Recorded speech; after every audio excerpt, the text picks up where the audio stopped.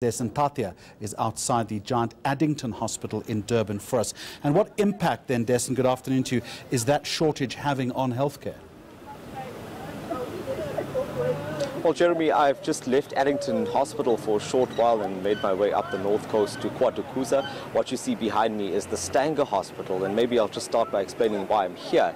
That oncology crisis that you talk about is also what's directly impacted patients that are dealing with cancer. And I came here to Stanger to speak to the sister of Annie Masra. She was a patient that was diagnosed in 2016. She was diagnosed early 2016. After she noticed a few health problems, she went through to this hospital that you see behind me before what was going to be a nightmare started unfolding. And she found that during the time that followed, she was diagnosed with stage 3 cancer. She eventually passed away in April last year. But during that time, as her sister Jackie told me earlier today, she was just, shoved from pillar to post, being sent to hospitals only to find out that she couldn't get the treatment that she wanted. She was sent to the Chief Albert Luthuli Hospital as well. She was sent there to find that there was no record of an appointment for her. And eventually she passed away, and her family believes that if she had been given the treatment she required, she may have survived for much longer.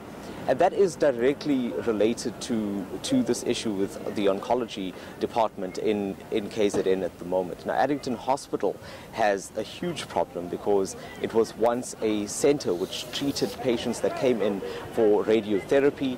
There were machines that were bought in 2010 by the health department, which was meant to expedite this process and bring the waiting times down to a reasonable time. And it did just that, because those waiting periods came down to 2 weeks, which was quite impressive. But unfortunately, that didn't last long because there was a problem with the maintenance contract.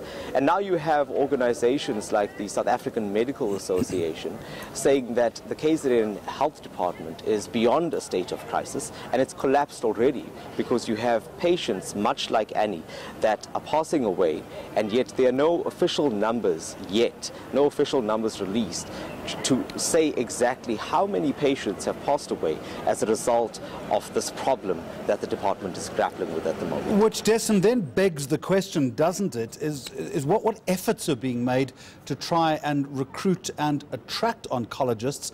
And maybe before you even answer that, explain to us why the shortage exists in the first place. The shortage, especially at Addington Hospital, is almost directly related to this issue over equipment. And I remember we've covered the story for a few years now, and even back then when we first spoke about this issue of these radiotherapy machines, some of the oncologists, even the head, Professor Amo Jordan, he left a few years ago. And one of the reasons why he left is because someone like him, someone with that much experience, he'd headed the department since 1980. And he felt that he couldn't actually fulfill his job to the best of his ability. Now, that is one of the problems.